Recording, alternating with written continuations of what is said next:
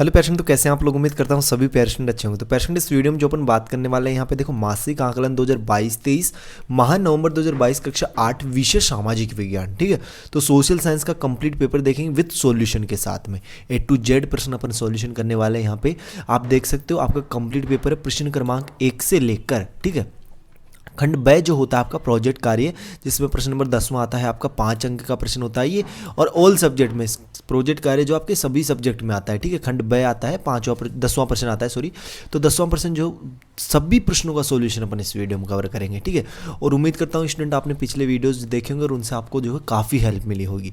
तो देखो प्रश्न क्रमांक 1 की बात करते हैं। पहला प्रश्न आपको क्या कह रहा है, पहला प्रश्न है यहाँ पे पेशेंट, देखो वस्तुनिष्ठ प्रश्न है कि जलियांवाला बाग स्थित है। तो जलियांवाला बाग जो है पेशेंट वो कहाँ पर स्थित है ये अपने को बताना है। तो जलियांवाला बाग जो है पेशेंट पंजाब जो राज्य है, ठीक है, पंजाब राज्य है ना, वहाँ के अमृतसर में स्थित है। ठीक है, ब इसका राइट आंसर कर लेना, अमृतसर। ठीक है, कहाँ पे, अमृतसर में। ठीक है, और अमृतसर कहाँ है, पंजाब में।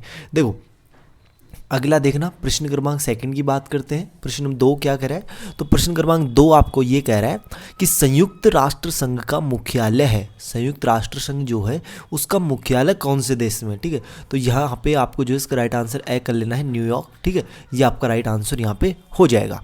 देखो प्रश्न नंबर 3 है कि कौन सा उद्योग सनवाइज उद्योग के नाम से जाना जाता है। कौन सा उद्योग है पेशेंट जो सनवाइज उद्योग के नाम से जाना जाता है। तो ये देखो ऑप्शन दे रखे, लौह इस्पात उद्योग, सूती वस्त्र, सूचना प्रौद्योगिकी, वन उद्योग। तो राइट अगर आंसर की बात करें तो ऑप्शन नंबर से आपका राइट होने वाला है यहाँ पे सूचना प्रौद्योगिकी। ठीक है, ये आपको यहाँ पे इसमें टिक कर लेना है। ठीक है, देखो प्रश्न क्रमांक 4 की बात करेंगे। अति लघु उत्तरीय प्रश्न 2 अंक का है, और प्रश्न देखो 2 अंक का प्रश्न है तो कम से कम उसमें यार 3 से 4 लाइनें तो इजीली आप लिख सकते हो। ठीक है, क्योंकि ये देखो सब्जेक्ट भी देखा जाता है यहाँ पे, सब्जेक्ट कौन सी है, सोशल साइंस। तो इसमें मतलब जितने अंक का तो उतनी लाइनें तो कम से कम लिखा करो। ठीक है, अगर बात करें मैथ की तो मैथ में तो अपने को ओनली आंसर निकाला, जहां अपना आंसर खत्म वहीं तक अपनी लाइनें खत्म। ठीक है, लेकिन यहाँ पे जो जितना अंक का पूछा जाए तो कम से कम उतना तो अपने को लिखना ही है। देखो प्रश्न क्रमांक 4 है कि बंगाल का विभाजन कब हुआ। ठीक है, ये अपने को बताना है कि बंगाल जो था उसका विभाजन कब हुआ था पेशेंट।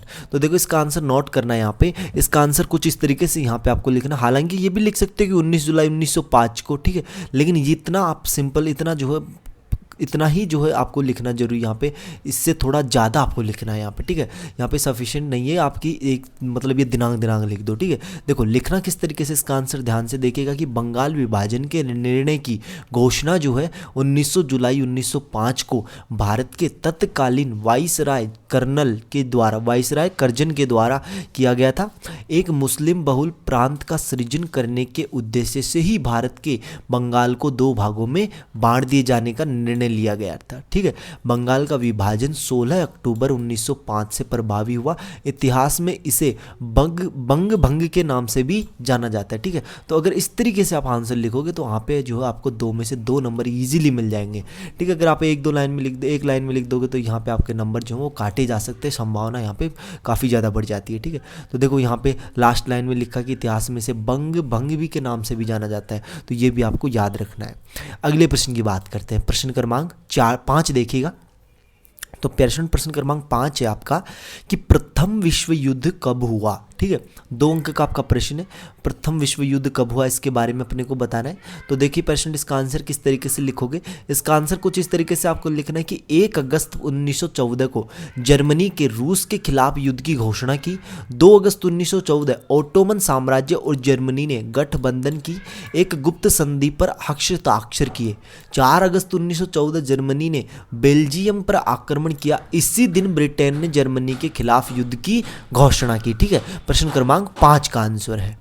अगले क्वेश्चन पे चलते हैं। देखो प्रश्न क्रमांक 6 देखते हैं। उससे पहले पेशेंट मैं आपको बताता हूँ कि जैसे आपके तिमाही एग्जाम जो हुए थे पिछले मंथ में, तो उनके ऑल सब्जेक्ट के, ठीक है, सभी विषयों के पेपर्स जो है विथ सॉल्यूशन, मतलब उनके उत्तर जो है, उनके सॉल्यूशन जो आपको इसी चैनल पे मिले थे। कौन से चैनल पे, Y2 पॉइंट चैनल पे मिले थे। ठीक है, इसी चैनल पे आपको मिले थे पेशेंट। और अब जो आपके मासिक आकलन के सॉल्यूशन भी आपको करवाए जा रहे हैं। बाकी अगर आपकी हाफ ईयरली आएगी, ठीक है, फिर ईयरली आएगी, तो उसमें भी जो आपके दिल खोल के जो है यहाँ पे हेल्प की जाएगी। और हमेशा ये चैनल ही आप आपकी हेल्प के लिए बनाए। तो आपने अगर अभी तक चैनल को सब्सक्राइब नहीं किया है पेरेंट, तो चैनल को यार जरूर सब्सक्राइब कर लीजिएगा।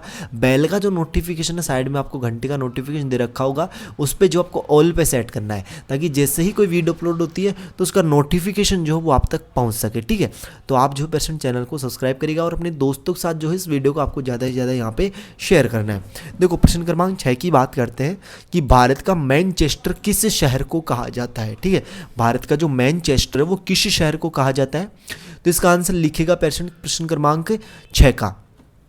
देखो, गुजरात राज्य में अहमदाबाद शहर को मुख्य रूप से भारत का मैनचेस्टर शहर के रूप में जाना जाता है। ठीक है, गुजरात राज्य में अहमदाबाद शहर को मुख्य रूप से भारत का मैनचेस्टर के रूप में जाना जाता है। अहमदाबाद गुजरात में साबरमती नदी के किनारे स्थित है। पहली मील की स्थापना वर्ष 1859 में हुई थी, और यहाँ पे पहली मील की स्थापना भी कहाँ हुई थी, अहमदाबाद में हुई थी। ठीक है, तो ये जो आपको यहाँ पे इसका आंसर कुछ इस तरीके से यहाँ पे आपको लिख लेना है पेरेंट।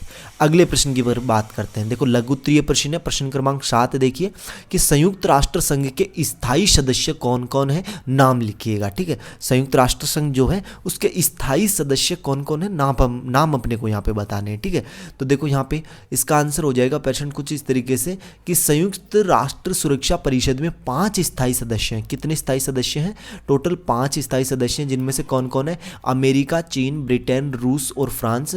स्थायी सदस्यों को वीटो पावर भी मिला हुआ है, और स्थायी सदस्यों को क्या मिला हुआ है, वीटो पावर भी मिला हुआ है। ठीक है, तो प्रश्न क्रमांक 7 का उत्तर आप यहाँ पे नोट कर लीजिए। अगले प्रश्न की बात करते हैं। देखो, उद्योग शब्द का क्या तात्पर्य है, उद्योग जो शब्द है इसका क्या तात्पर्य है, ये अपने को यहाँ पे बताना है पेरेंट। ठीक है, तो देखो इसका आंसर कुछ इस तरीके से लिखोगे आप कि किसी विशेष क्षेत्र में भारी मात्रा में सामान का निर्माण या उत्पादन या वृहद रूप से सेवा प्रदान करने के मानवीय क्रम को उद्योग या इंडस्ट्री कहते हैं। क्या कहते हैं उसे, उद्योग या इंडस्ट्री कहते हैं पेरेंट। ठीक है, तो ये आपको यहाँ पे लिख लेना है। देखो, अगले प्रश्न की बात करते हैं, प्रश्न क्रमांक 9 देखना। तो 9वां प्रश्न आपको कह रहा है कि स्वदेशी का क्या अर्थ है, स्वदेशी जो है उसका क्या अर्थ है, ये अपने को यहाँ पे बताना है। तो देखो 9वें प्रश्न का आंसर देखना कि स्वदेशी का अर्थ है अपने देश का अथवा अपने देश में निर्मित, वृहद अर्थ में किसी भौगोलिक क्षेत्र में जन्मी निर्मित या कल्पित वस्तुओं, नीतियों, विचारों को स्वदेशी कहते हैं। क्या कहते हैं, स्वदेशी कहते हैं। 10वां प्रश्न देखना प्रोजेक्ट वाला कि संयुक्त राष्ट्र संघ की कुछ विशेष संस्थाओं के नाम लिखकर उनका नामांकित चित्र बनाइए। ठीक है, तो अपने को जो है यहाँ पे विशेष संस्थाओं के नाम लिखने, 5 अंक है तो कम से कम 5 संस्थाओं के तो अपने को नाम लिखने ही है यहाँ पे। ठीक है, पेरेंट अगर चैनल को सब्सक्राइब नहीं किया तो यार चैनल को जरूर सब्सक्राइब कर लीजिएगा। देखो 10वें प्रश्न का आंसर देखना, संयुक्त राष्ट्र संघ के प्रमुख संस्थाओं के नाम निम्न है। क्या है, देखो अंतर्राष्ट्रीय परमाणु ऊर्जा एजेंसी, अंतर्राष्ट्रीय अपराध आयोग, संयुक्त राष्ट्र बाल कोष, संयुक्त राष्ट्र विकास कार्यक्रम, संयुक्त राष्ट्रीय व्यापार और विकास सम्मेलन, अंतर्राष्ट्रीय आर्थिक निधि, संयुक्त राष्ट्रीय शिक्षा विज्ञान और सांस्कृतिक परिषद, संयुक्त राष्ट्र राजदूत। तो ये जो आपको यहाँ पे इसका आंसर यहाँ पे नोट कर लेना है। ठीक है, तो उम्मीद करता हूँ पेरेंट किसी भी क्वेश्चन में आपको किसी प्रकार कोई डाउट नहीं होगा। फिर भी कहीं पे कोई डाउट आपका क्वेश्चन है तो कमेंट बॉक्स में जरूर बताइएगा। और आप जो है चैनल को सब्सक्राइब नहीं किया तो चैनल को जरूर सब्सक्राइब करिएगा। इस वीडियो को जो है आपको अपने दोस्तों में जरूर शेयर करना है। बाकी अपन मिलते हैं नेक्स्ट वीडियो में इसी होशम जोश के साथ। तो बाय, धन्यवाद सभी पेशेंटों को, टेक केयर।